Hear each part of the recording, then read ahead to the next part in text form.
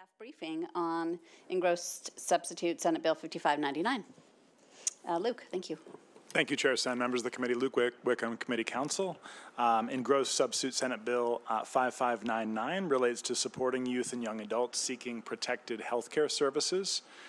By way of background, I'll break the background into two components, one related to youth shelters and one related to host homes. And so starting with youth shelters, when a youth first enters an overnight shelter, the facility must determine whether the youth's parents are aware of the whereabouts of the person, follow parental notification procedures, and notify law enforcement or the Department of Children, Youth, and Families of any youth who's age 12 or younger. If an overnight youth shelter or licensed organization learns that a youth is staying in a facility without parental permission, the facility must notify the parent by telephone or other reasonable means unless compelling reasons exist within 72 hours, but preferably within 24 hours. Notify the Department of Children, Youth, and Families if compelling reasons exist, and review the publicly available information on missing youth made available by the Washington State Patrol at least every 8 hours while the youth is there. Compelling reasons not to notify a parent include but are not limited to circumstances that indicate that notifying the parent or legal guardian would subject that child to abuse or neglect. Moving on to host home background. A host home is defined as a private home that volunteers to host youth in need of temporary placement that is associated with a host home program. To qualify for as a host home, the program must recruit and screen potential homes in the program, including performing background checks on the individuals living in the home who are over age 18, screen and provide case management to youth in the program, obtain a notarized permission slip or limited power of attorney from the parent or legal guardian of the youth authorizing the youth to participate in the program, obtain insurance, provide mandatory reporter and confidentiality training, and register as a nonprofit organization with the Secretary of State. Moving on to engrossed substitute Senate Bill 5599. This bill makes changes regarding parental notification procedures for youth homeless shelters and makes changes to host home requirements for youth seeking or receiving gender-affirming treatment and reproductive health care services. Gender-affirming treatment is defined in law to mean a service or product that a healthcare provider prescribes to an individual to support and affirm the individual's gender identity that includes but is not limited to treatment for gender dysphoria. Reproductive healthcare services are also defined in law to mean any medical services or treatments, including pharmaceutical and preventative care service or treatments directly involved in the reproductive system and its processes, functions, and organs involved in reproduction in all stages of life. So starting with the two changes made by the bill, beginning with the youth shelter changes, the bill expands the compelling reasons for a youth shelter not to notify a parent when the shelter knows the child is away from a lawfully prescribed home without parental permission, to include when a minor is seeking or receiving gender-affirming treatment and reproductive health care services.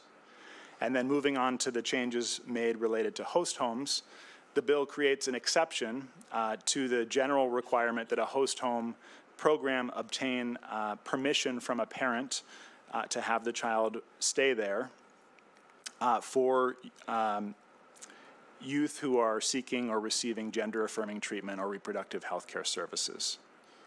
That concludes my remarks. Thank you. Any questions for staff? Okay, welcome to the prime sponsor, Senator Elias. Thank you for joining us. Perfect timing. Thank you very much, Chair Sen, members of the Human Services Committee. For the record, my name is Marco Elias. I'm a state senator from the 21st District, and my favorite seatmate is on the committee with you, so congratulations. I am proud to present this bill to you, but sad about the circumstances that bring us to this point. We all know that the best environment for children is to be supported by their parents and their loving community. And as a state, our policies have done everything we can to support that family unit to be successful and to thrive. Unfortunately, for too many youth in our state, that family environment is not a safe place for them. And we've had to contend with what do we do in those circumstances to ensure that even in these tough circumstances, our youth can thrive and be healthy. And that's what brings us to this bill. There are unfortunately significant numbers of trans youth who are unsheltered, and in some cases living in unsheltered homelessness across Washington state. We know these conditions are incredibly dangerous for young people. We also know that young people who aren't able to access gender-affirming care are at significant risk of a whole host of healthcare challenges, including but not limited to self-harm and suicide. So we've got to find a pathway forward that tries and keeps that family healthy and strong, and when that family is not the safe place for a young person, to ensure that there is a safe place for them to access the care that they need. So that's the purpose of this bill. It is to allow our licensed shelters, when they encounter a young person who can't be at home and is in unsafe conditions, to provide that shelter, to get them connected to the healthcare services that are essential to their well-being, and to begin that journey, hopefully, of reconciliation back to their care network so that we can achieve success for them. There's been a lot said about this bill, and I'm happy to answer questions about it, but this is the gist of it, is to make sure that we are protecting some most vulnerable Washingtonians and giving them a safe place to access the life-saving care that they deserve. So thank you so much for your consideration, and happy to answer questions. Thank you very much. It looks like there's a couple. Representative Couture. Thank you, Madam Chair. Thank you, Senator. You mentioned the numbers of trans youth that are unsheltered. Where does this, what are the numbers exactly, and where does that evidence come from? Where can I find that data?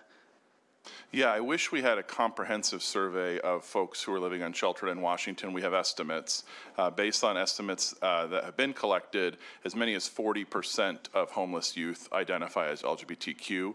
We also know, based on population estimates, that there are as many as 30,000 trans youth in Washington. So the range is between, 40% of those experiencing homelessness that are youth, out of a total population of up to 30,000. Somewhere in there is the exact number. And I know that we want to do a better job of doing a census of folks that are experiencing homelessness so we can better tailor services to them, but that's the most precise data I can share with you right now. Thank you. Quick follow-up. Representative Couture. Thank you, Madam Chair. So, and correct me if I'm wrong, but are you contending that the reason that they're homeless is because they don't want to go to the shelter because of the fact that currently parents would have to be notified? That is an obstacle for some. We know that youth in this circumstance are seeking all kinds of housing arrangements. They might be couch surfing, they might be living unsheltered, they may be doing short-term stays in shelters. This would provide some continuity by making sure that they could, either at a licensed shelter or at one of our host homes, have that stability to get connected to the services and support they need to thrive, and to begin that process of hopefully reconnecting them to their caring community. Thank you. Additional questions? Representative Walsh. Thank you, Madam Chair. Senator Leas, the public response to this bill is overwhelmingly in opposition, about 10-1 leading up to this hearing. It seems, in my conversations with some of those who don't like this policy, their concern is particularly around the redefinition of compelling reasons that parents should not be notified that their child is in a shelter, and the elimination of notice to parents when in a host home. We might be able to address some of that concern by narrowing the redefinition and new policy language. Would you be open to an amendment that narrows the new definition of compelling reasons and does something about the restriction on notice for host homes? Yeah, I certainly always entertain constructive suggestions about how we can make legislation better. I think the key for me is to ensure that we are using understandable and consistent terminology. The statute already includes definitions for gender-affirming care and reproductive health services. So I think using the established definitions that are already in law always provides that clarity and consistency, but we'll always entertain suggestions and happy to take a look at those. Thank you. Any additional questions for the prime sponsor? Seeing none, thank you so much for coming forward. And at this moment, I'm going to turn the testimony over to my very capable vice chairs as I go to testify. Thank you very much. Representative Cortez. Thank you, Madam Chair. So we're going to call up our first panel, and everybody, as a reminder, will have 2.5 minutes. Our first panel is going to include Danny Askini, Rebecca Gardea, and Sarah Kukkonen. Danny, if you are on. Yes, I am. Great, thank you. Go ahead. Vice Chair and committee members. For the record, my name is Danny Askini, and I'm the Executive Director of Gender Justice League in Seattle, a civil and human rights organization. I'm here to testify in strong support of ESB 5599 and to urge you to vote do pass. As a young person in the late 1990s, I was privileged enough to be one of the first young people in this country to access gender-affirming puberty blockers at Boston Children's Hospital, and I can say with certainty that it saved my life and is why I'm here to speak to you today. I also, unfortunately and unrelatedly, experienced homelessness and eventually was in foster care, and this bill would have directly impacted me. You will hear opponents of this bill fearmonger about gender-affirming care, opine about parental rights, and paint a dystopian worldview about what it means to be a trans person. They are wrong. Simply, they are wrong. The fact is, this bill does nothing to alter the age of medical consent in Washington. It does nothing to remove parental rights to be involved in young people's medical care. And it brings Washington state practices in alignment with dozens of other states that protect young people's rights to access healthcare. This bill is about creating safety, opportunity, and possibility for young people like I had. It ensures that they're able to connect with medical and mental health care providers who provide standard of care medical treatment that has been found safe and effective by every major medical body, including the American Academy of Pediatrics, the American Psychiatric Association, and the American Medical Association. Young people deserve the best that we can offer as a state, and young people who are experiencing homelessness need to access life-saving medical care while they figure out their housing situation. I've seen far too many young trans people in Washington state denied access to health care, bullied and discriminated against in schools, and pushed to the margins of our society. This bill won't solve all of those problems, but it gives young people at least a fighting chance to live safe, healthy, and happy lives like I have had the chance to live. I urge you to vote do pass, and I'm happy to answer any questions you might have. Great, thanks so much for your testimony. Any questions for our first testifier? Seeing none, we'll move on to Rebecca Gardea. Rebecca, if you're on, please go ahead. Good afternoon. I'm Rebecca Gardea and testifying on behalf of Q Law Foundation of Washington in support of ESSB 5599. Q Law Foundation provides free legal services to LGBTQ and Two-Spirit people all across the state. As has been mentioned already, an unfortunate reality is that not every child has a supportive family that will provide them with acceptance and the care that they need. What we see in our legal clinics and conversations with communities is that queer and trans youth who are seeking shelter services are doing so because their homes are not safe. When queer and trans youth are in shelters, it's not because their parents are lovingly hesitant about their child's identity. It's because their parents have issued an ultimatum: be the gender we gave you, be straight, or don't come home. About 10% of trans people report being physically assaulted by a family member after coming out. Homelessness and housing instability are reported at higher rates amongst trans and non-binary youth, and 16% of LGBTQ youth reporting that they had slept away from their parents and caregivers, many who said that they were kicked out or abandoned due to their LGBTQ identity. This bill is first and foremost about providing a safe place to youth so that they are not returned to violent homes or forced onto the streets, as we work to find a more long-term place for them, such as a host home, so that they can be connected with the care and resources like mental health care, primary health care services, and educational supports, and even parental reunification. The reality is that kids are already showing up in our shelters, and now because of the discriminatory bans in other states, more are going to be showing up in need of care and compassion, some of whom have supportive families, but carry the weight of knowing that their family will be prosecuted if they are supported in accessing gender-affirming care or reproductive care. We have the opportunity to protect those kids, their families, and the shelters and providers who are advocating for them. We ask that you vote to support ESSB 5599. Thank you for your time. Thank you for your testimony. Next, we're going to have Sarah Kikonen, and if we can have Megan Veith on deck. Sarah, if you can hear us, please go ahead. Hello, Chair Sen and members of the committee. My name is Sarah Kukkonen, and I'm a community outreach educator at Planned Parenthood, Great Northwest, Hawaii, Alaska, Indiana, Kentucky. I'm here to urge your support of ESSB 5599. I've been in my role at Planned Parenthood for 7 years, and I run our LGBTQ youth advisory group that aims to help increase queer and trans youth access to healthcare and improve their healthcare experiences. In my work, I've heard so many stories from LGBTQ young people about unsupportive parents, unsafe homes, and experiences with the foster and shelter systems. Most youth involve their parents in their lives and decision-making, but we don't live in a perfect world.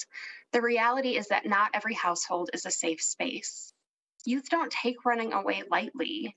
If a minor is escaping an unsupportive or unsafe environment, they are taking a huge risk and should be met with dignity and care. LGBTQ youth are overrepresented among young people experiencing homelessness and experience worse sexual health outcomes than their cis and straight peers. There should not be additional barriers for them to access protected health services like reproductive health care without parental notification and care that affirms their identity. When I heard about this bill, my first thought was that this would actively prevent suicide. LGBTQ youth are 4 times more likely to attempt suicide than their peers, and more than half of trans and non-binary youth attempt to take their own lives. If even one person in their home uses the correct pronouns, the likelihood of a suicide attempt reduces drastically. Trans young people who live in a community that is supportive of queer identities and of trans people are half as likely to commit suicide. So let's be that community. Allowing a person, no matter their age, to express their gender identity is a life-saving act. So please support ESSB 5599 and let's save lives. Thank you. Thank you. And if you can stick around for one question, Representative Walsh. Thank you, Mr. Co-Chair.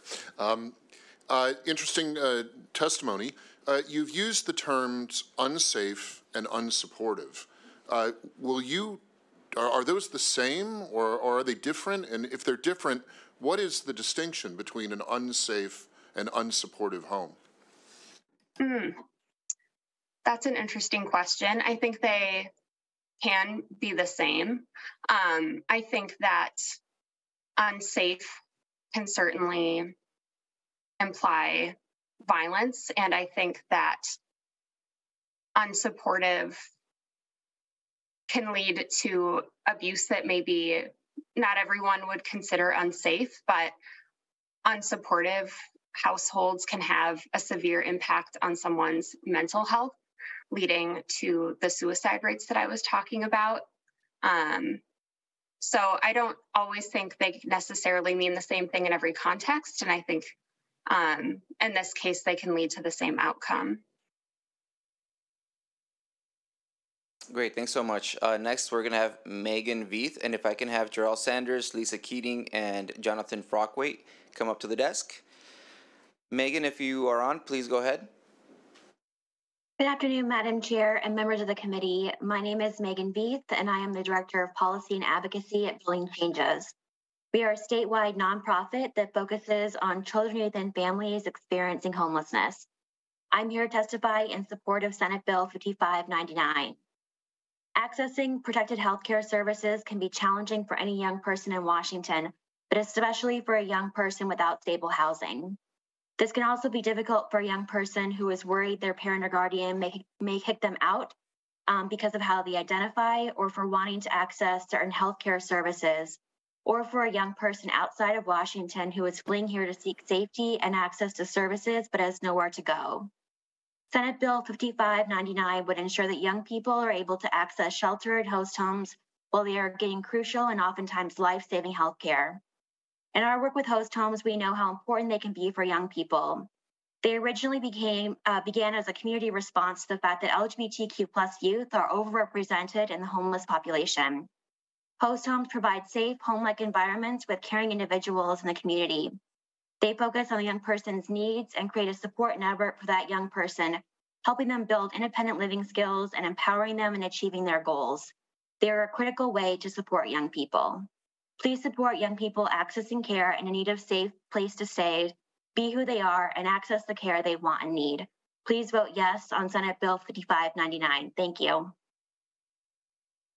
Great, thanks for your testimony. And we have our second panel here. And if we could have Dawn Land, Angela Dabb, and Beth Darensiang ready to come up to the desk after this panel.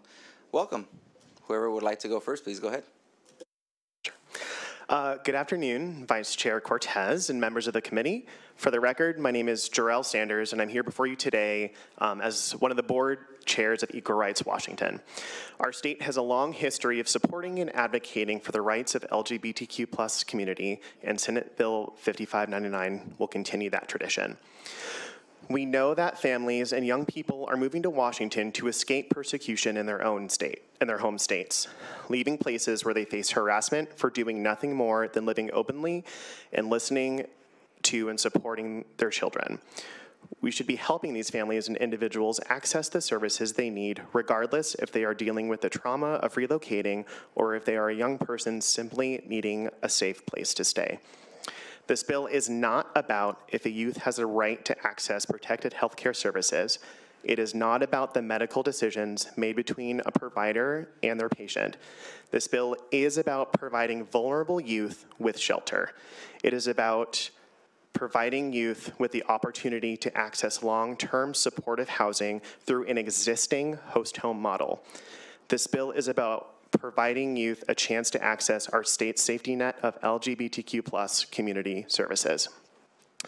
Many of the kids who will be needing these services have spent most of their lives fighting for the right just to exist, to just be kids. The least we can do is provide them a safe space to sleep. Thank you once again for standing up against hate and sending a strong message to anxious youth that in Washington, they are welcome. Great, thanks so much. Go ahead, Lisa. Thank you, Vice Chair Cortez and committee members, for the opportunity to speak today. My name is Lisa Keating. I am an LGBTQ youth and family advocate and the executive director of My Purple Umbrella, whose mission is to advocate for safe environments, safe, inclusive environments for LGBTQ youth and their families. For transparency, I also serve as a board director on the Tacoma School Board. I'm testifying in my professional role as a parent and as a parent of a transgender child. I have come before the legislature numerous times over many years. It is a heartbreaking reality that many trans youth do not have affirming, loving homes. LGBTQ youth have long been at risk of experiencing homelessness, which is even higher for trans youth and youth of color. SB 5599 is a response to the reality trans youth are facing. This legislation would ensure that children who may not have supportive home environments do not end up on the streets, but instead have shelter when seeking these protected health services. Accessing gender-affirming care has been proven to lower rates of adverse mental health outcomes, build self-esteem, and improve the overall quality of life for trans and gender-diverse youth. I can attest to all of this as a mother. Our service providers need resources to care and provide for the young people they serve. Allowing certified shelters to contact DCYF in lieu of parents in certain instances, such as when a youth is seeking reproductive care, abortion, or gender-affirming care, expanding host home programs so that youth will have access to long-term housing in affirming environments. I have been working with families across Washington and around the country for over 10 years. What we are witnessing, as has been stated previously, playing out in state houses across the country and now in Congress is an extreme agenda legislating surveillance, censorship, and invasion of privacy. We are all here today because a politicized ideology targeting trans children and families. In our lifetime, trans youth and families like mine are being forced to become political refugees by their own state governments in unprecedented measures, which is why SHIELD laws have become necessary. SB 5599 aims to provide for and protect real people, not some imaginary boogeyman some may try to convince you of.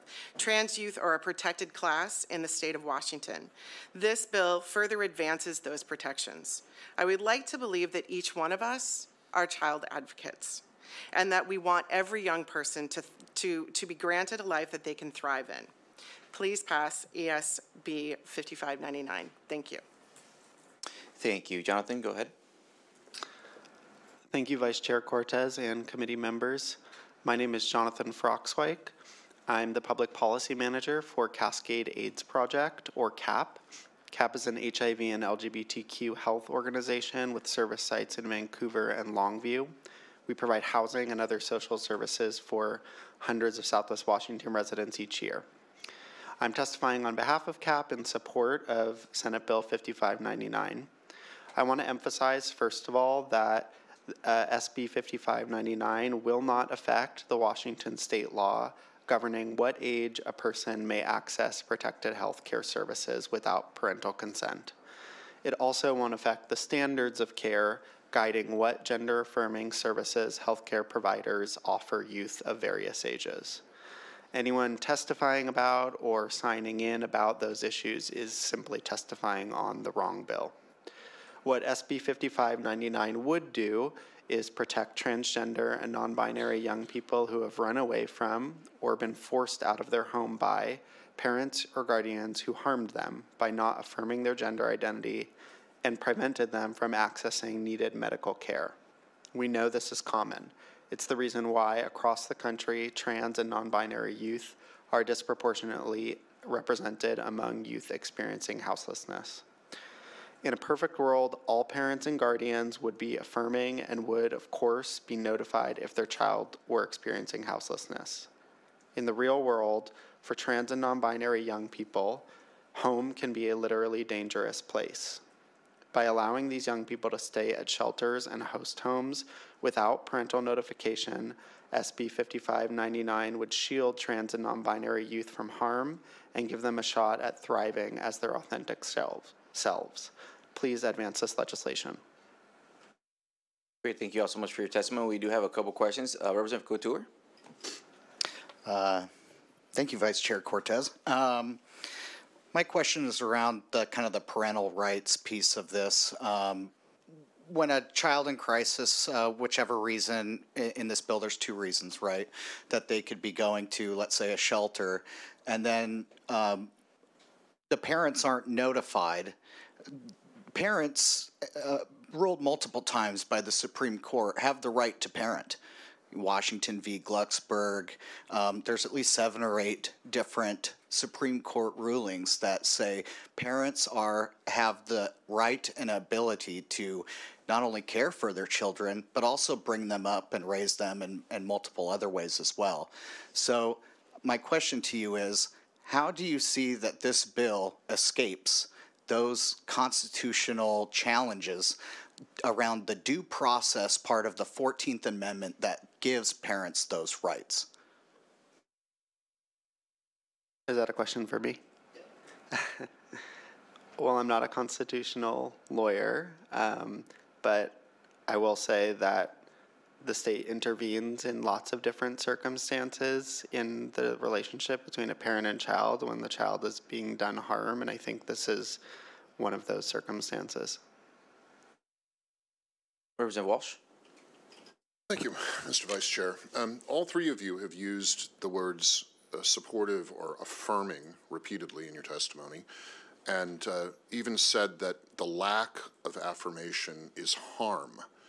How is the lack of affirmation harm, and in what sense is the lack of affirmation harm? Thank you.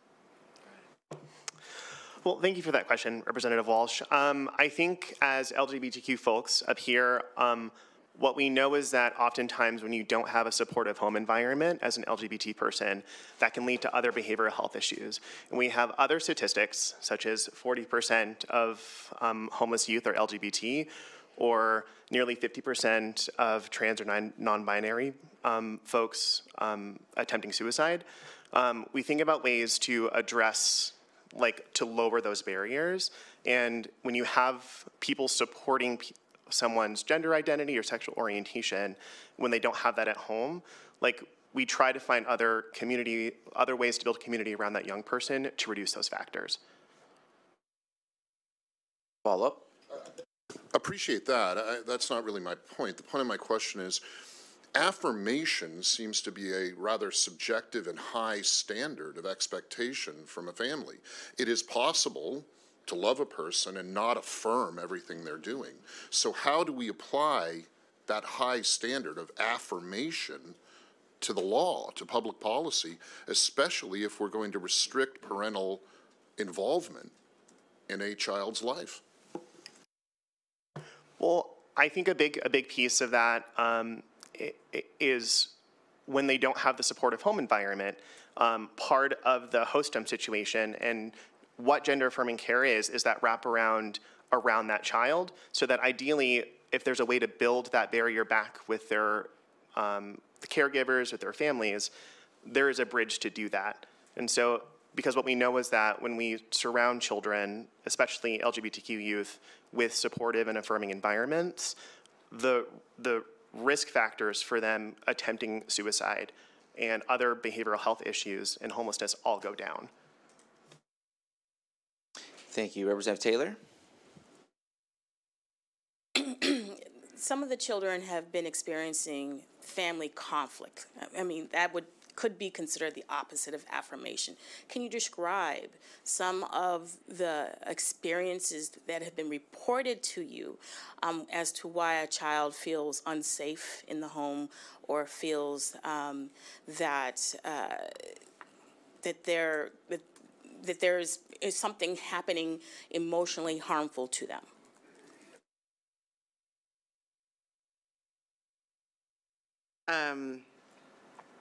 So I'm going to try to answer your question as best as I can. I feel like we're dancing around this notion of affirmation, and we're not talking about like a card that affirms you as a good person. What we're talking about is supportive, comprehensive wraparound care and services for trans youth and LGBTQ youth.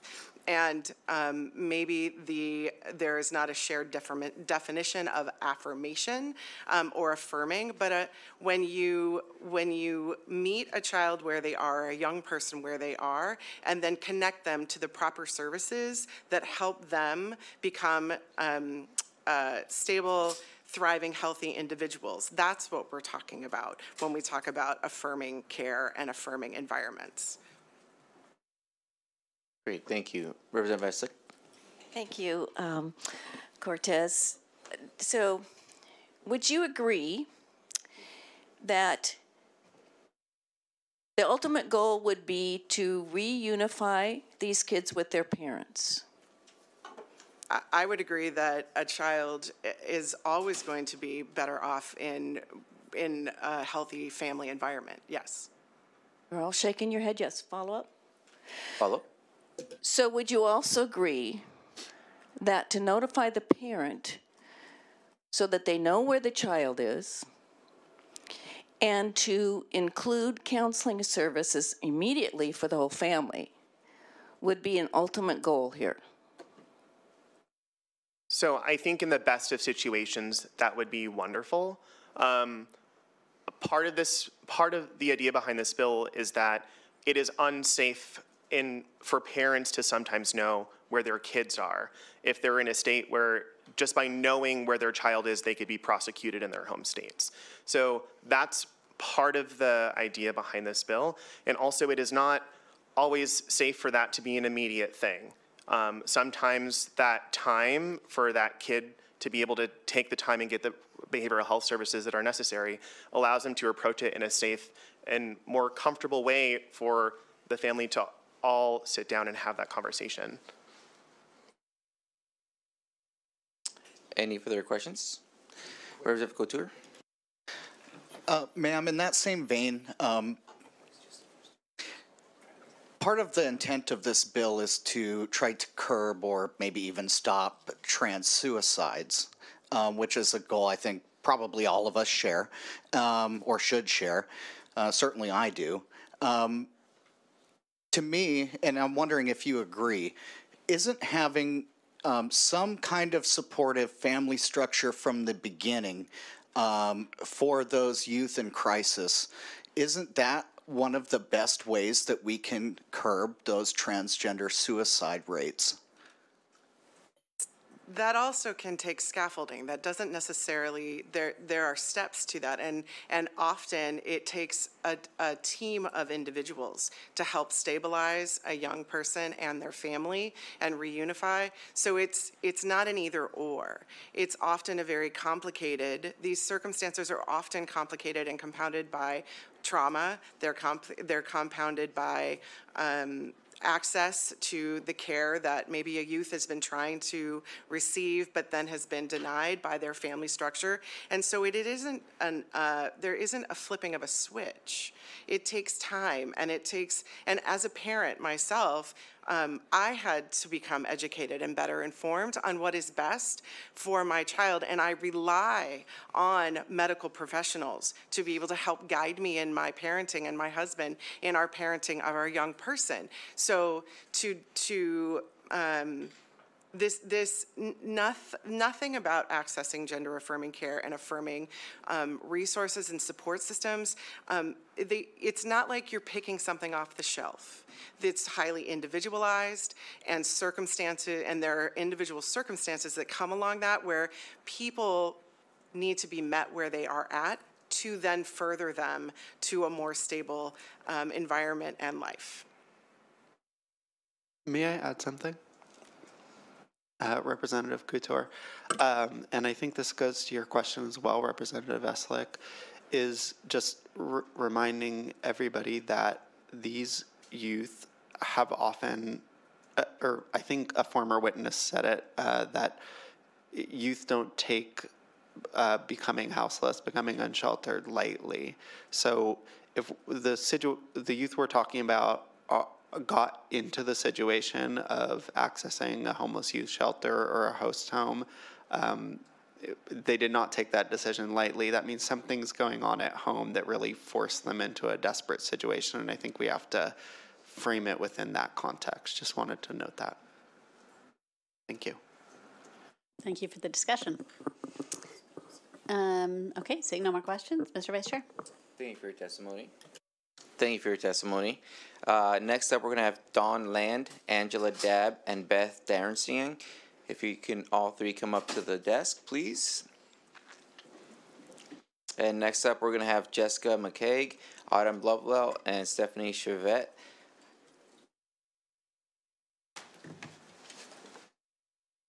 And please go ahead whenever you're ready.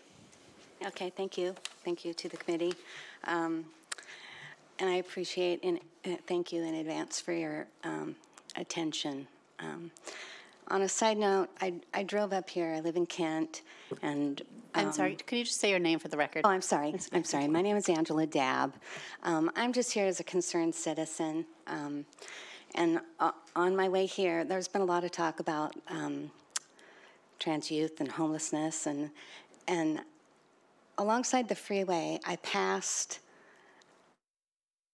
a really disturbing sight, and there was tents and garbage, and I thought about driving up to the capital of my state, and I'm proud to be a citizen of Washington. I've lived here my whole life, but that's embarrassing, and so I'd like some attempt to fix that problem. Now, on to my remarks about this bill. I'd like to just start with two brief quotes, one from a Republican president, one from a Democratic president. Ask not what you can do for your country, ask not what your country can do for you, ask what you can do for your country. So I'm here on behalf of my country. The other quote, and that's from President John F. Kennedy. The other quote is the 9 most terrifying words. I'm from the government and I'm here to help. That quote's from Ronald Reagan, also a great president. And I'm going to keep my comments fairly brief because I know there's a lot of people here who wish to be heard. Sometimes I feel like we're living in an upside-down, backwards world. And these sorts of things, these issues that have been talked about were not issues when I grew up. And so I feel like that's I'm very sad about that. I believe that this bill is a disturbing government overreach and abuse of power that we just can't tolerate. I believe that this bill attempts to usurp parental rights, and we won't tolerate that. The reason I'm here today is to remind representatives. If you could please wrap up. Sure. That you're here to represent us, all of us. And thank you very much for your testimony. Yes, thank you. Thank you for your attention. Mr. Vice Chair. Thank you, Madam Chair. Dawn Land, please go ahead. Hello, my name is Dawn Land, and I'm asking you to vote no on Senate Bill 5599. It is a parent's job to protect their kids from the outside world. Senate Bill 5599 seeks to strip children of the protections of their parents. Taking puberty blockers and wrong sex hormones have a dangerous and lasting effect on our bodies. For example, one of the many effects of testosterone has on a young female body is the thinning of the vaginal walls. I heard recently of a young woman who, after months of taking testosterone, shredded the thin walls of her vagina by engaging in simple vaginal intercourse. She began hemorrhaging and nearly died just from physical intimacy normally enjoyed by adult humans. How can a child consent to that? Senate Bill 5599 strips away the parental protections from any child who runs away from home because they are confused and experiencing gender dysphoria. This bill keeps minors away from the people who care about their well-being more than anyone else, their parents. Let's see, medical transition does not prevent suicide. Many transitioners report the initial euphoria brought by transitional medical treatment is short-lived, and a 30-year study found that those who have had genital surgery are 19 times more likely to commit suicide. Senate Bill 5599 dangerously puts adults other than a minor's parents into a position of power over minors in crisis. We cannot legislate parents out of the lives of their children at a time when their children need parental advocacy most. Please vote no on this bill. Our children deserve better, and I am open to questions. Thank you. Mr. Vice Chair. Thank you, Madam Chair. Beth, go ahead.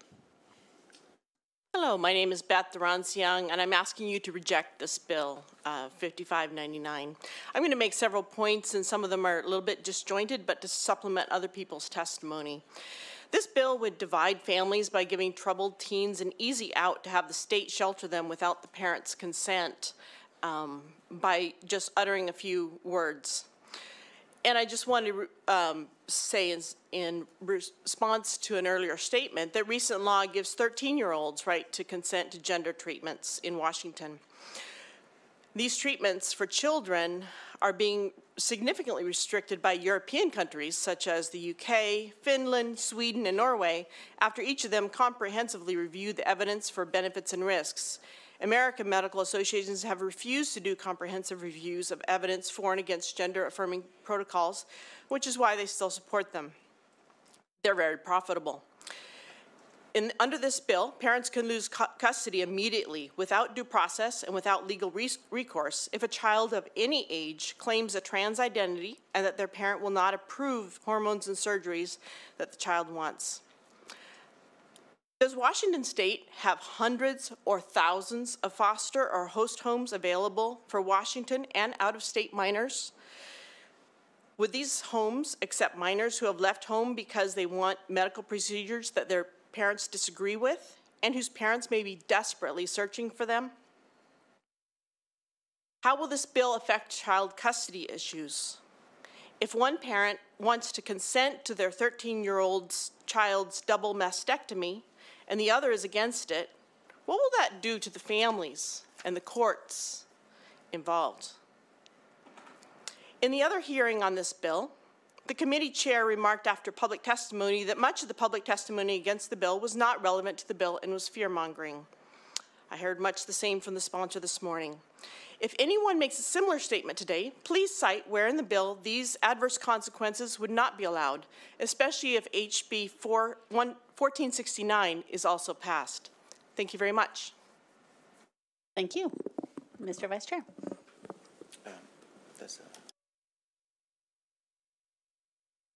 Any questions for the panel?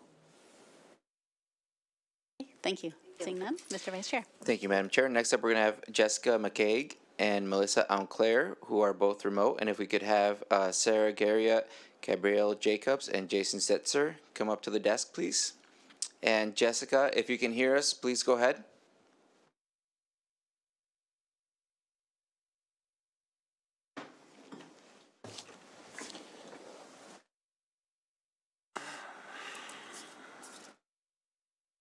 Jessica, if you can hear us, please go ahead. Good afternoon, Mr. Vice Chair Cortez. My name is Jessica McCaig. I live with my wife and 2 sons in Seattle. I'm representing myself, my family, and my community.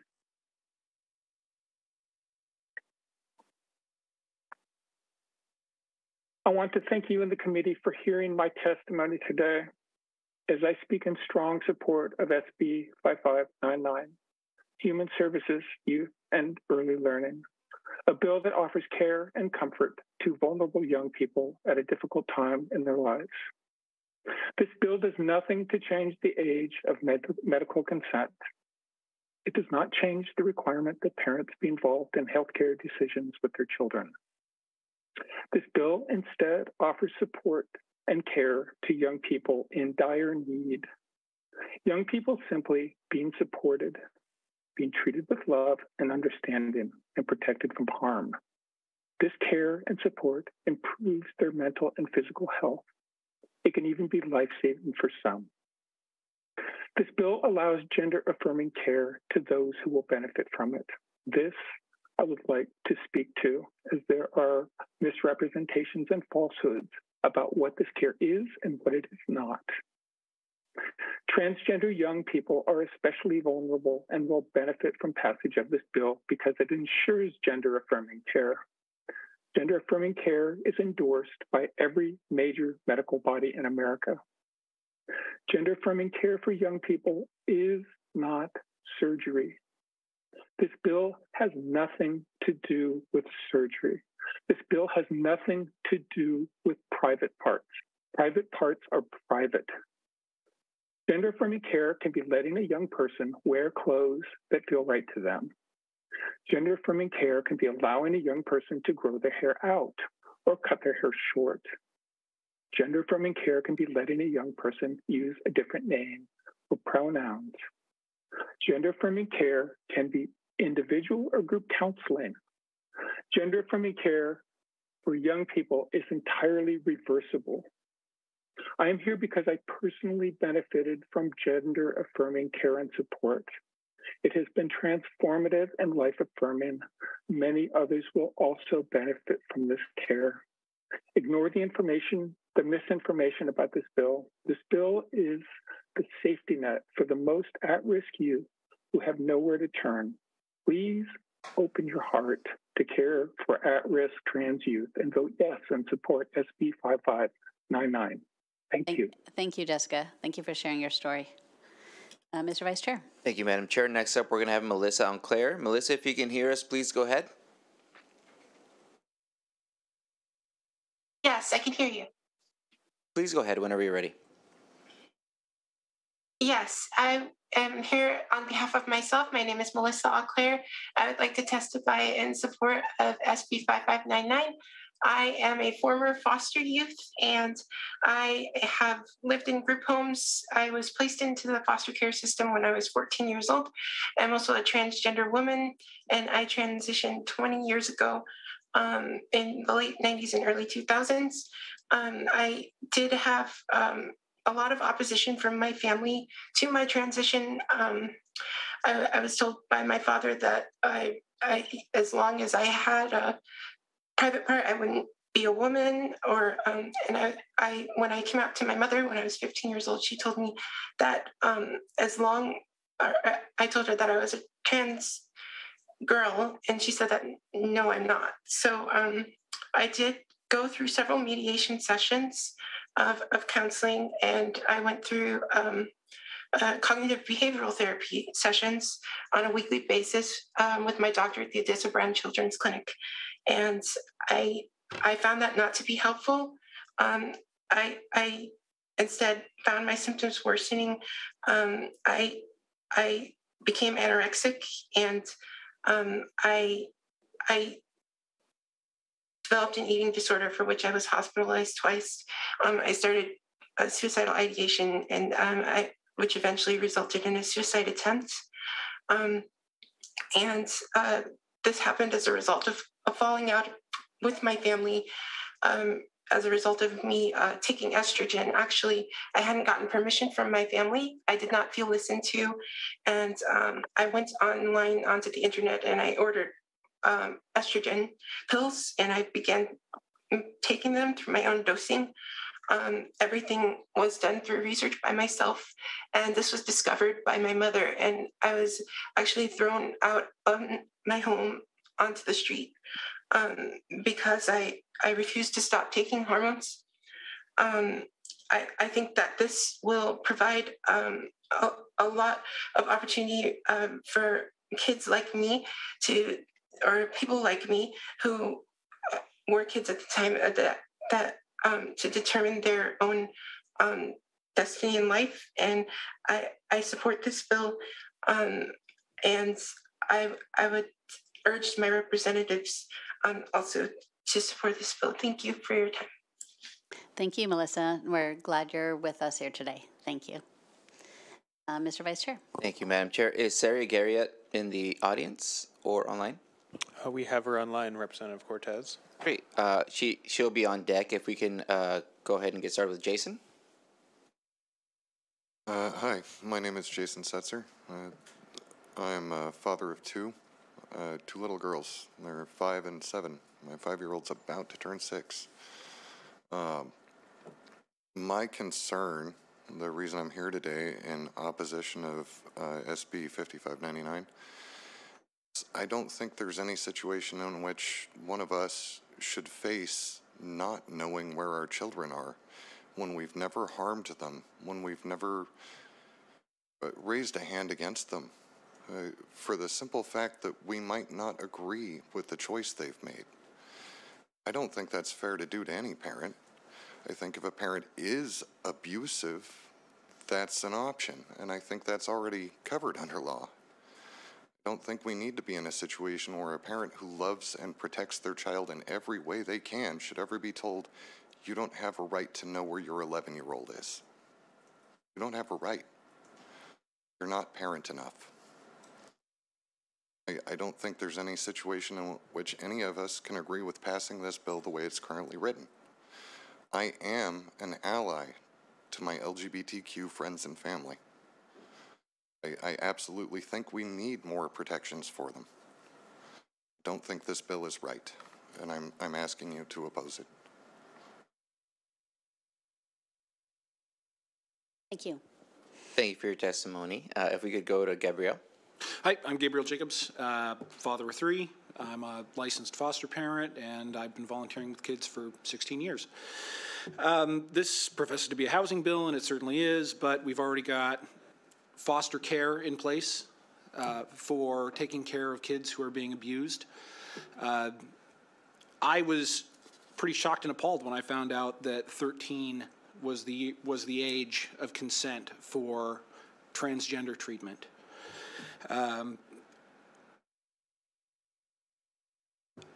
My house has been gay, lesbian, and transgender central for the last couple of years, as I have a child professing to be transgender. But there's sort of a chicken and egg problem there. And the chicken and egg problem there is that she had some trauma occur and then tried to commit suicide and then went to a mental hospital where everyone there professed to be transgender, and she came back saying she was transgender. So does that count as transgender attempted suicide? Are any of these studies and statistics non-biased? We need to be able to raise our kids right. We need to be able to look at them and help them. We don't let them get facial tattoos. We just raised the legal smoking age to 21 so the kids will stop trying to kill themselves with vape pens.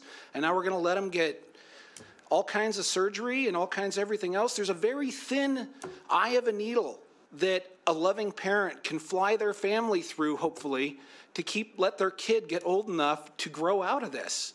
Not everyone does, and that's fine, but a lot of them do.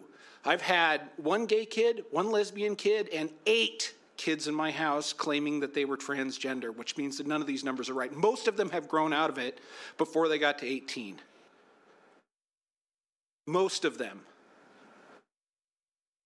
When I see this bill and the other bills associated with, and I'm quoting from the Democratic website, the transgender LGBTQ agenda, that's what it says on the website, I look at that and I think, wow, that's going to ruin everybody's ability to do everything.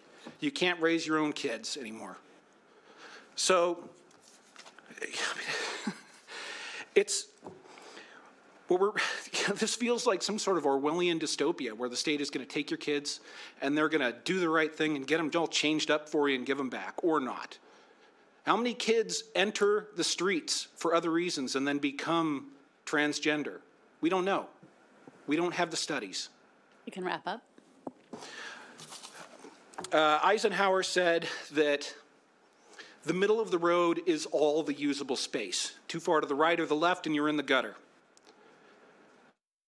I'm asking you guys to do basically what we elected you to do, and that's to sit on your thumbs. Thank you for your testimony. We do have a question. Representative Couture. Thank you, Madam Chair. Sir, while I was listening to your testimony, I was considering if it were one of your kids that was in crisis of some kind for one of these 2 reasons, and they ran away to a shelter, would you rather prefer that you were notified as a parent right away where your kid was so you knew where they were at and they were safe, and that then the state would provide counseling services to both you and your kids as a family? Would you rather prefer something like that? I would prefer to know where my kid was as soon as they are somewhere. I think every parent, especially if it's a younger child, if it's an 11 or 12-year-old girl or boy who decides, I can't hack it here, I'm leaving, and they go somewhere else. Maybe they're in another state, maybe they're in an institution, maybe they're with another family nearby. I think a parent has a right to know where their kids are. I think we have an absolute right to know where our kids are. I think in a situation where a parent is abusive and a child needs to run from abuse, then there's situations where we need to protect those children by not letting the parents know where they are. I don't think not agreeing with them is abuse. Thank you. For a question for staff, Luke, on the question of the age in this bill, I don't think it specifically says an age, but it's about youth shelters, and what's the age range that youth shelters can serve children? 13 and over typically, but I don't know if there's an age limit specified for host homes. Thank you. Thank you. Any other questions? Seeing none, thank you, Mr. Vice Chair. Thank you. Thank you, Madam Chair. Next up, we were going to have Sarah Garriott, who is virtual. And if we could please have Jeffrey Dennison, Elizabeth Venster to Jim, and Sean Swope come up to the desk, please. And Sarah, if you can hear us, please go ahead. Can you hear me? Yes, we can. All right, thank you. Good afternoon, members of the committee. Thank you for having us here today. I am a 4th generation Washingtonian. I have 3 children at home, ages 19, 16, and 12, and I am testifying today against 5599 as a very concerned mom. Many years ago, not that many years ago, 6 years ago, we were living in a community where a very close friend of ours had a child who went to a peer-to-peer sex ed class. And during that time, they learned about transgenderism and decided they wanted to perhaps be transgender and change their gender. The adult in the room of that class told this child, your parents are Christians and they will not support you. And they actually encouraged the child to move in with them, which the child did. And it took some time for the parents to be able to find their child where they were as this child began being passed around the community from adult to adult. Were this law in place at that time that you are seeking now to do, the parents would have had no recourse. They would not have been able to get this child back. The adult in the room, who was the instructor of this classroom, did not know that this child had a previously clinical diagnosis of paranoid schizophrenia. Now, this child had no access to their medication at that time because of this situation, and the adult, once they found out that this was the case, they did not believe that that was true. They thought that it was some sort of a ruse to get the child to go back to their parent. It was a very traumatizing experience for not only for the parents, obviously, for the child, and also for those of us who knew this family well since the child was 3 years old. The parents actually were very supportive and loving and kind and good. And it is shocking to me that the state would now try to intervene and drive a wedge between parents and their children. This is something that is unconscionable to me. I was listening in 3 years ago to the House floor during the sex ed bill when House Democrats stated that teenagers could not opt themselves out of sex ed class without a parent's signature, and even if they had been sexually traumatized. And here you are saying that perhaps children could leave and go to live in another person's home without notification of their parent and take medications, et cetera. This is absolutely a reactionary legislation, in my opinion. And I think that it's dangerous and it needs to be stopped. Thank you very much for your consideration. Thank you. Mr. Vice Chair. Thank you, Madam Chair. Welcome to our new panel. If we can get started with Jeffrey. Thank you. My name is Jeffrey Dennison. I'm from Shelton. I want to direct my comments to representatives opposing this bill and ask that you take it unto yourselves to conduct an investigation into the academic research fraud behind every claim made by proponents of this bill.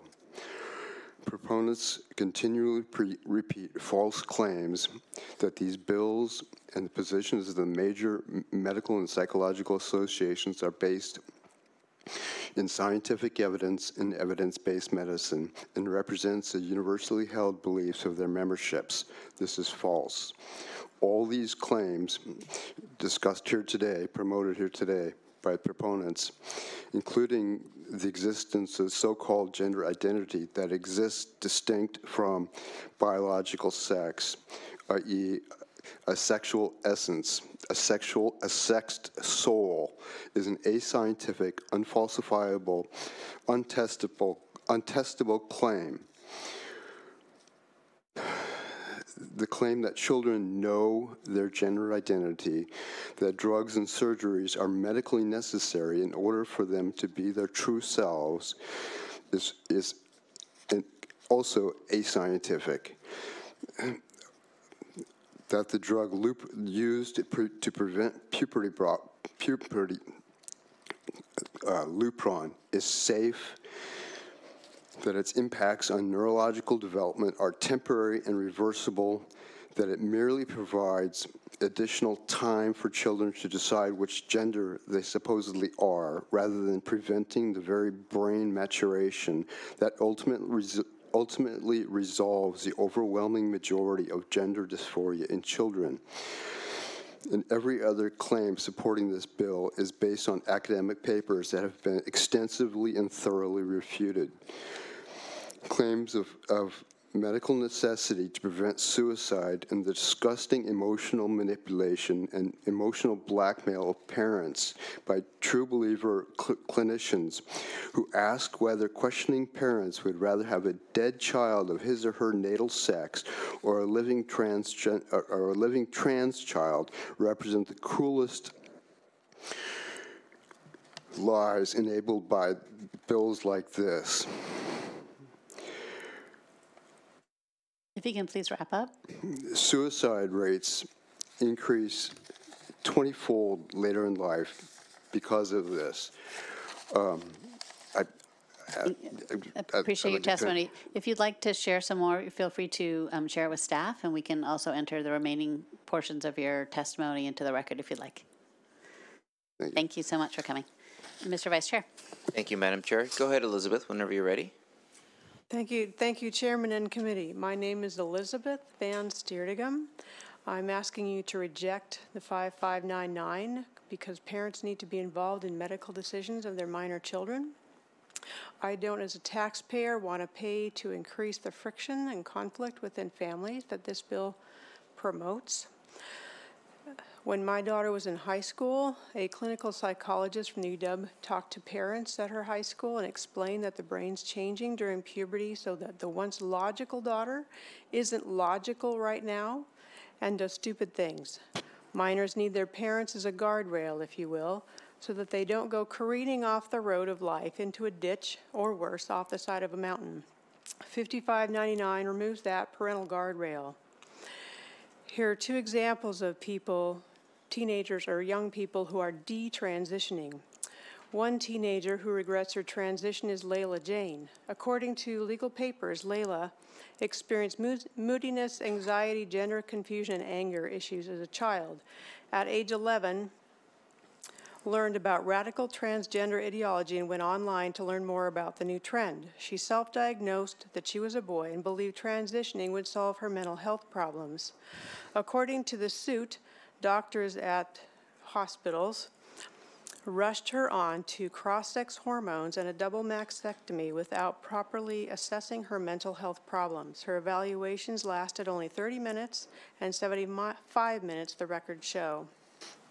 Another detransitioner is Chloe Cole. In her statement, she says, doctors told Chloe and her parents that Chloe's gender dysphoria would never resolve itself. The statement continued that that was a lie.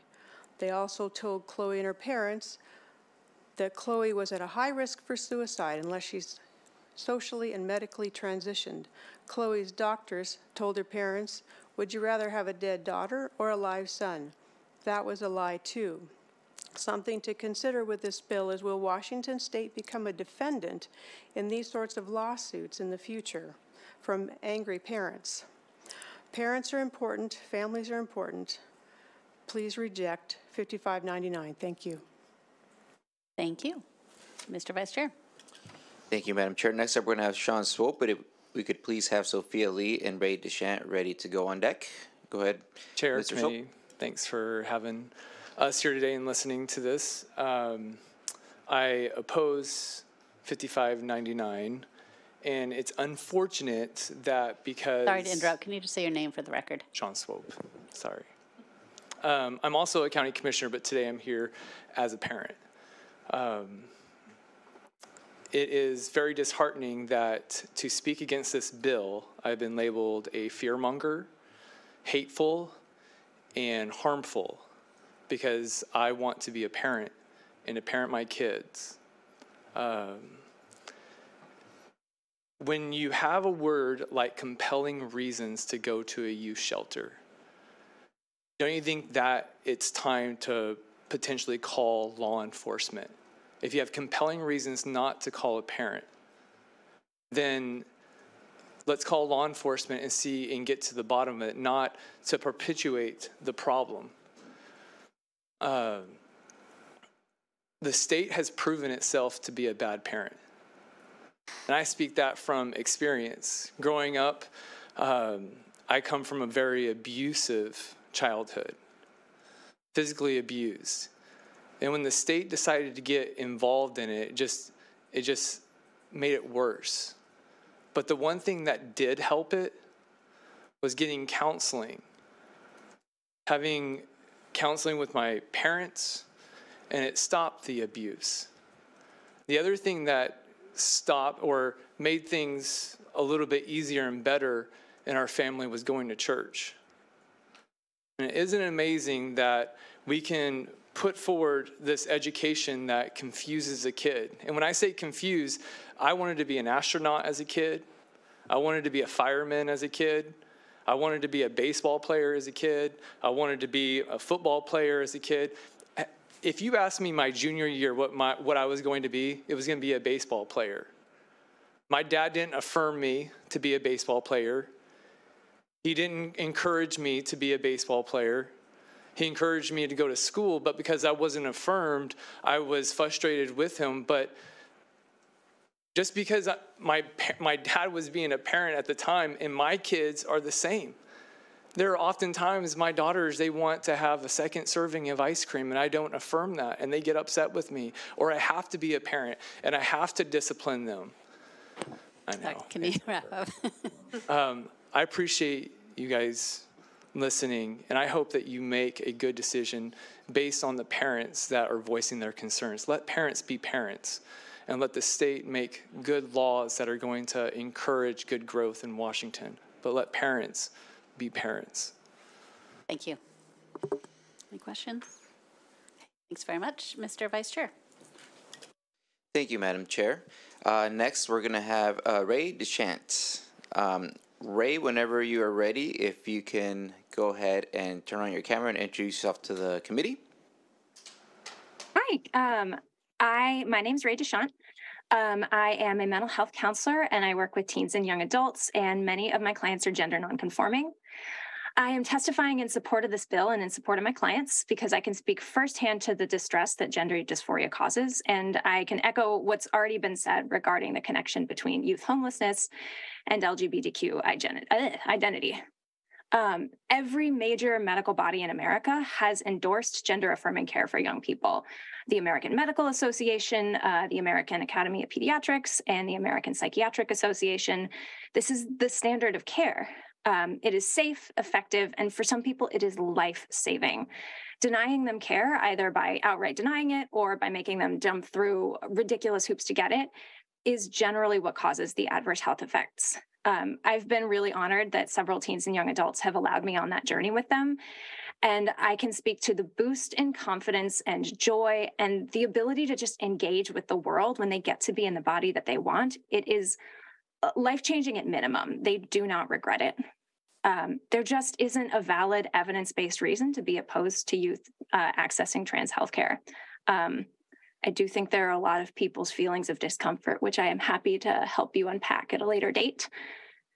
So if there are trans kids and teens listening to this, I want them to know that the adults have their back and that they are loved and valued. I want trans kids to get to grow up and to be exactly who they want to be. Thank you. Thank you very much. Mr. Vice Chair. Thank you, Madam Chair. We're going to have Julie Barrett and Joshua Hardwick up next. Both are remote. And Julie, if you could hear me, please go ahead whenever you're ready.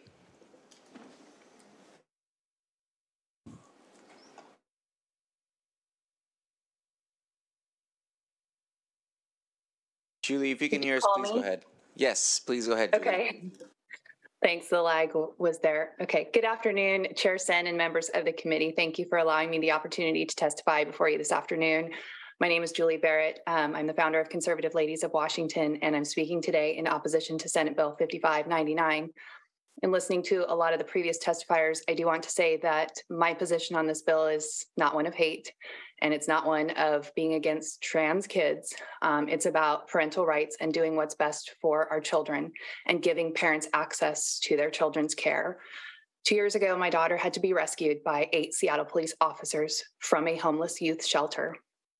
She was not homeless. She was in a mental health crisis, and I spent 10 days trying to gain access to my child who was in dire need of psychiatric help. The shelter staff had been working on filing a CHINS petition for my child, who was then 14, and they had also gotten her an attorney from LCYF, all in an effort to terminate my parental rights so that I could not pull consent and get her the help that she needed. I'd like to point out that I had not had CPS wasn't involved. I had not been proven to be a bad parent or that my rights should be taken away. They rewarded my child with cash when she refused to go to her own pediatrician with a family friend. The staff intentionally alienated my child from her loving family, exacerbating her trauma and unstable medical condition. This bill takes that one step further. A shelter like this would be able to give vulnerable youth like my daughter access to irreversible gender-changing surgeries or hormones. This bill allows adults who may not have the child's best interests at heart to prey on special needs children or children with trauma, mood disorders, and other mental health issues. Parents know their child better than anyone. We know their medical history. Shutting out this critical relationship and doing irreversible procedures is destructive and often deadly to these children. This is an assault on our children, as this bill would allow, based on a compelling reason, which is a youth that has been convinced to get gender-affirming services to cut parents out of the decision-making process, minor children cannot consent to these kinds of procedures. Minor children under 18 can't even get a tattoo with parental consent in Washington state. They will never be able to go back and undo the damages that these surgeries cause. This bill is egregious. Citizens overwhelmingly oppose it, and you each have a duty to protect our most vulnerable children, and you must vote no on Senate Bill 5599. Thank you. Thank you, Julie. Mr. Vice Chair. Thank you, Madam Chair. Next up, we're going to have Joshua Hardwick, and if we could please have Nicole Saigar and Jantix Osborne on deck. Joshua, if you could hear us, please go ahead. Thank you, Chair and members of the committee. I believe that children are our future. Whitney Houston, 1985. Senate Bill 5599 expands on Senate Bill 5489 and House Bill 1469 to give shelters covering for harboring minors without parental permission if they have a compelling reason that matches a protected health care service. This bill in its original form relied on the Senate companion to House Bill 1469 for the definition of protected health care services.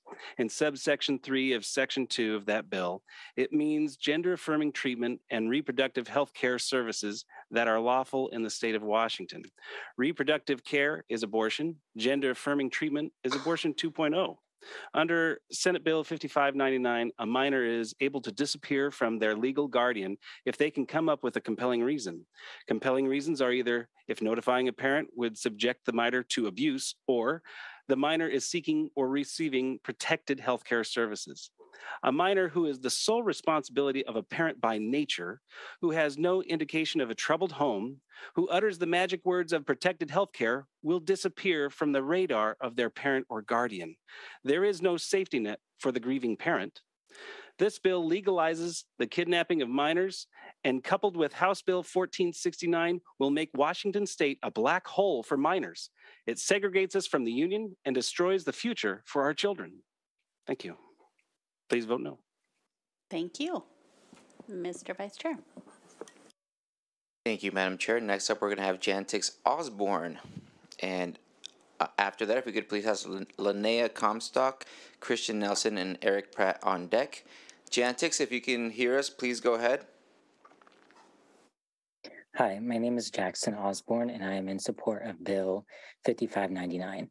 I want to note that this bill does nothing to change the age of medical consent in Washington state and does not change the requirement for parents to be involved in healthcare decisions. What it does do is provide transgender youth who are already vulnerable access to safe housing and healthcare. Every major medical body in the United States has supported gender-affirming care for young people in the state. It is safe, effective, and for some life-saving. Trans youth are particularly vulnerable, and research has shown that early intervention and access to care will improve their health outcomes. As a counselor and someone who advocates for and works with transgender youth, I've had the privilege of seeing that once transgender youth have access to safe housing, gender-affirming care, and support they need to affirm their identity, they thrive. They smile more, they laugh more, and they enjoy life more. These trans kids are extraordinarily strong, are kind and passionate and funny, and they just want to be their true self. They want to be able to wear clothes that affirm their identity. They want to be able to cut their hair in a way that will affirm their identity. They want to be able to make new friends, go to basketball games, play on the playground, go to birthday parties, all while being their true self and not being uncomfortable in their own skin. They cannot thrive when they are in an unsupportive or dangerous environment or on the streets without safe housing. They are human beings just like everyone in this room, and they have the right to access safe housing and protected care to affirm their identities. For any trans youth who are listening, know that there are people in the community that see you, hear you, and support you. Thank you, and I urge you to vote yes on Bill SB 5599. Thank you, Jackson. Mr. Vice Chair. Thank you, Madam Chair. Next up, we're going to have Linnea Comstock. Linnea, if you can hear us. Oh, sorry. I came in person. Great, thanks. So I was looking up to the screen. Yeah. Sorry. Can you hear us though? Thank you. I can hear you. Please go ahead whenever you're ready. Hello, Committee Chair Sen, Ranking Member Eslick, and members of the committee, the Human Services, Youth, and Early Learning Committee. My name is Linnea Comstock. I live in Olympia, and I've never actually testified, but I actually took time off work today to testify because this is a large concern for me. I'm representing myself personally and not in any professional capacity. I am a mother and a grandmother, and that's largely what's driving me. I am quoting directly today from a British Medical Journal investigative article dated February 2023, so we're talking last month, except in this testimony when I explicitly note that I am not quoting from the article. So I'm going to read, quote, more children and adolescents are identifying as transgender and are being offered medical treatment, especially in the United States. But some providers and European authorities are urging caution because of lack of strong evidence. There's little dispute within the medical community that children in distress need care, but concerns about rapid, widespread adoption of interactions and calls for rigorous scientific review are coming from across the ideological spectrum. 3 organizations have had a major role in shaping the U.S.'s approach to gender dysphoria care. WPATH, which is the World Professional Association for Transgender Health, the American Academy of Pediatrics, and the Endocrine Society, and this is a close quote. So these 3 organizations have largely driven the gender-affirming care model, which is puberty blockers, hormonal treatments, and surgeries for minors, including mastectomies for girls, hysterectomies for girls, phyllectomies for boys, and vaginoplasties for boys. So I'm going to quote again. And this is from the article. I actually emailed it to you all Sunday, and so you have access to the whole article. I'm taking pieces from it to summarize. Quote, internationally, however, governing bodies have come to different conclusions regarding the safety and efficacy of medically treating gender dysphoria. Sweden's National Board of Health and Welfare, which sets guidelines for care, determined last year that the risks of puberty blockers and treatment with hormones, quote, within the quote, currently outweigh the possible benefits, close quote, for minors. Finland's Council of Choices in Healthcare, a monitoring agency for the county's public health services, issued similar guidelines calling for psychosocial support as the first-line treatment. If you can wrap up, that'd be great. So basically, there are other countries that are included in this, and I'm not quoting, but it's in the article. Norway last week came out with similar guidelines. France, Australia, and New Zealand are all leaning away. So I'm going to conclude, before we rush into pushing gender-affirming medical and surgical care for minors without parental notification, let's pause, take a breath, and wait for the evidence to come in. Thank you so much. Mr. Vice Chair. Thank you, Madam Chair. Next up, we're going to have Christian Nelson. Christian, if you can hear us, please go ahead. Yeah, can you hear me? Yes, sir. Go ahead. Thank you. My name is Christian Nelson, representing busy parents and children of Washington State. I have 4 young kids. I'm opposed to SB 5599, subjecting children to experimental and profit-driven drugs and surgeries for gender nonconformity, homosexuality, mental health concern. Oh, can you hear me? Sorry, first time doing this, a little bit nervous. So, subjecting children to experimental and profit-driven drugs and surgeries for gender nonconformity, homosexuality, mental health concerns, and spiritual beliefs is not ethical. There's lots of lip service paid these days to the idea of belonging, but we're telling kids they belong everywhere except for their own bodies. I encourage you to look into the emotional blackmail of the suicide narrative. It's misrepresentative and irresponsible. Telling a distressed child they might kill themselves could actually increase the stress and the likelihood of suicidality. Some of my reasons for opposing this bill include it encourages children to run away from home, an inherently unsafe thing to do, which can lead to many harms, including sex trafficking. SB 5599 encourages and facilitates kids taking experimental puberty blockers, cross-sex hormones, and surgeries. Also, by hiding kids from their parents to receive these experimental drugs and surgeries, SB 5599 infringes upon parents' rights to direct the care and upbringing and education of their children based upon Supreme Court rulings, the Due Process Clause of the 14th Amendment, The state of Washington should not be able to compel my family to believe in or practice gender identity ideology and label us as unsafe or abusive if we do not adhere to this anti-scientific belief system, which is based largely upon stereotypes about what it means to be a boy or a girl. The bill says compelling reasons include, but are not limited to, accessing protected health care. It seems clear from some of the comments today that not being affirmative enough would qualify as being unsafe or abusive. And to my mind, that's compelling a ideological belief system upon me and my family, which I disagree with. So let's see, I hit everything here. Hopefully you can hear all I'm talking kind of fast. I know, my apologies. Oh yeah, so lastly, cutting parents out of the equation in favor of profit-driven pharmaceutical companies and medical providers doesn't make any sense. Gender-affirming drugs and surgeries are big business. They're raking in millions of dollars, even up to $2 billion over the next 10 years. If you can wrap it's almost up. Okay. It's almost indisputable that going down this path will lead children to be lifelong medical patients one way or another, whether through dependency upon hormones or complications from barbaric surgeries. Please vote no on 5599. Thank you. Thank you very much. Mr. Vice Chair. Thank you, Madam Chair. Next up, we're going to have Eric Pratt, and if we could please have Margaret Lee, Teresa Sherling, and Sharon Damoff on deck. Eric, if you could hear us, please go ahead. Yeah. My name's Eric Pratt. I am from the 24th District. I am here to speak in opposition to 5599. I mean, I don't know why this is an issue, but we'll go ahead and go over this. My father once told me that anything that separates parents from their children without a good due process could be considered evil. And I believe that this bill is that in a nutshell. Basically, we're undoing the idea of due process and giving way to this idea of compelling reason, which is not defined. And when we're crafting law, which is what your job is, I would hope that we refine any language that we choose to use down to a strict definition so that we can be sure it's being applied appropriately and equally across all levels. So this idea that just some arbitrary, compelling reason can be given to hide children from their parents, I find to be absolutely reprehensible. So I hope you find a method in which to change that within this bill.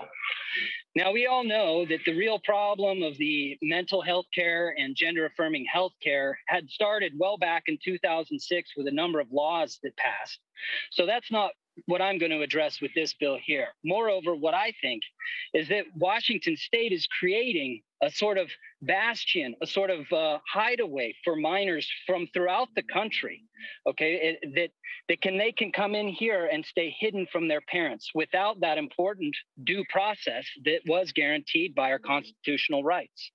Now, we already have the process of emancipation, which could be used in these extreme circumstances if that find necessary. We already have that, but nobody's talking about it. If there is truly a lawful situation where abuse is occurring, then we can go through the proper steps of due process and seek emancipation so that minor can find the care that they need.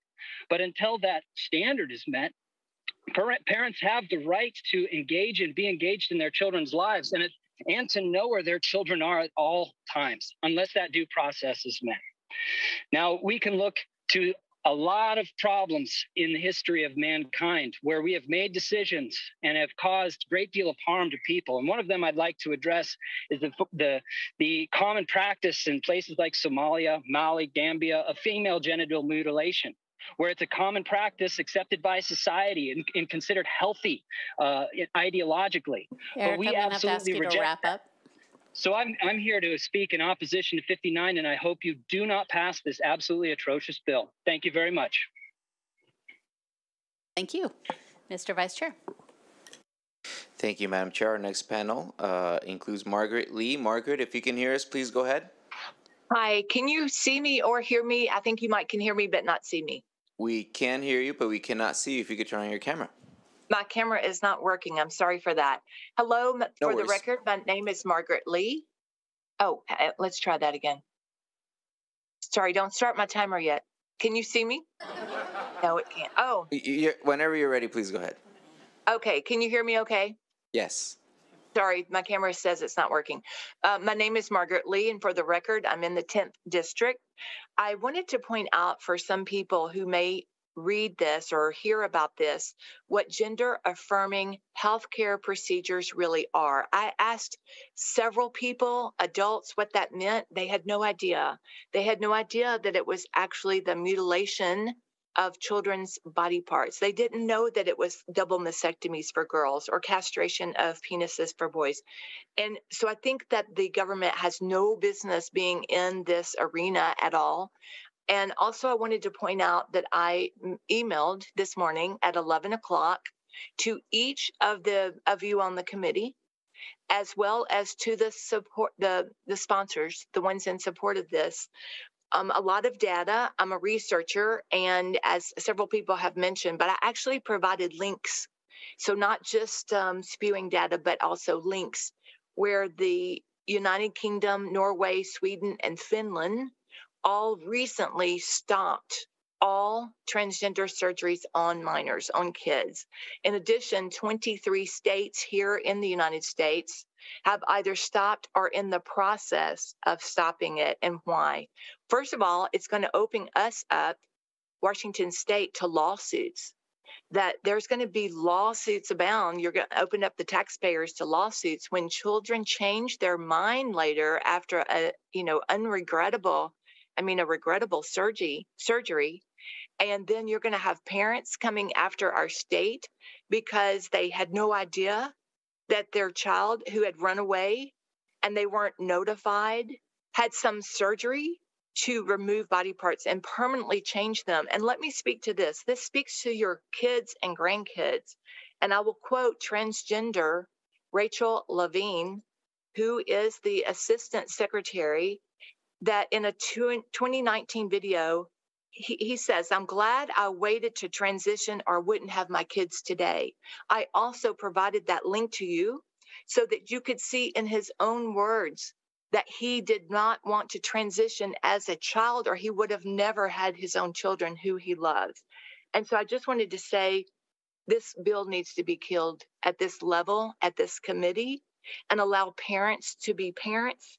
And please let kids grow up to be adults and then decide. Excuse me, one more second, is that parents do know their kids better and their medical needs better than anybody else. Please let parents decide and let these kids grow up, and don't make it a don't make it a partisan.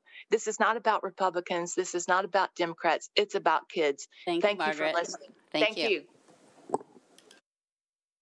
Next up, we're going to have Teresa Sherling. Teresa, if you can hear us, please go ahead.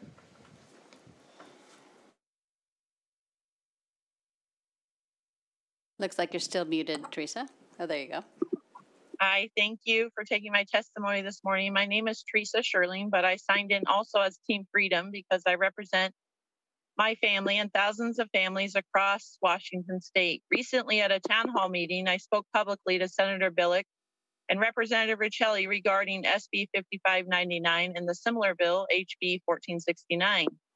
I asked them how they could vote yes, justifying these bills that are stripping away children's innocence and our parental rights. So Senator Billick gave a typical politician's answer on how it really wasn't that bad. Representative Riccelli's response to why he voted yes was because of suicides among children.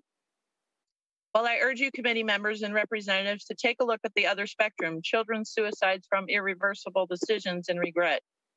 I ask those who will be voting on a bill to take a look at the effects on children who do receive gender-affirming care. I recently emailed each of the House of Representatives and the senators the expert testimony from Dr. Stephen Levine in the case of Doe versus Madison Metropolitan School District and BPJ versus West Virginia State Board of Education. As an expert witness, Dr. Levine speaks out about the dangers and treatments dictated by gender ideology rather than science. We hear so often, trust the science. Well, the science is there, so please take the time to look at it and make an informed decision. Statistics also show that children's brains are still developing to the ages of 20 to 25.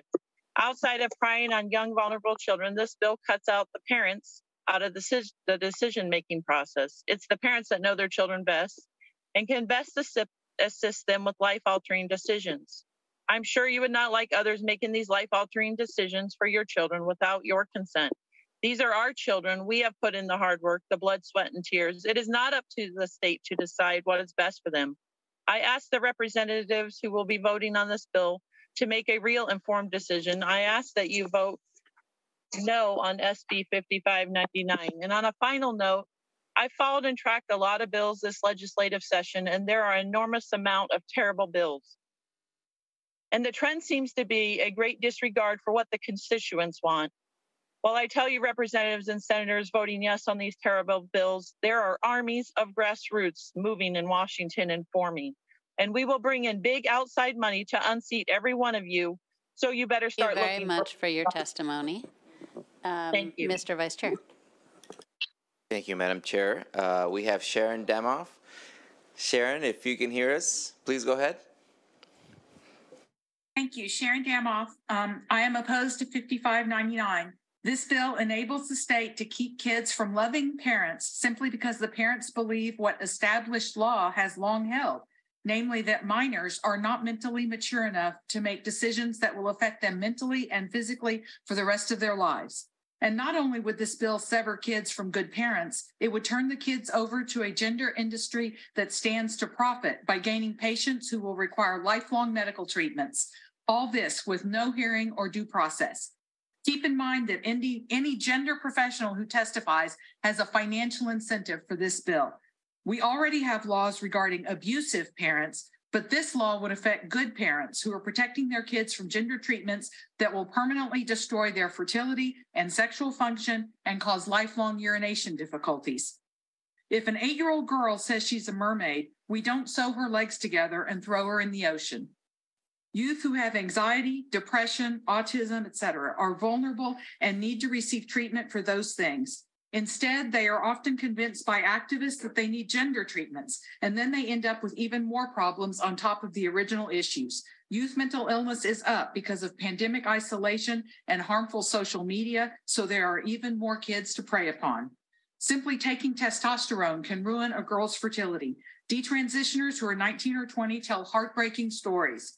They have removed their breasts, grown facial and body hair, suffer urinary and sexuality issues. As young adults, they now want to be women, but their bodies have been irreversibly altered, and they now feel no one will love them. All because they were confused as minors, often as a result of sexual abuse or mental illness.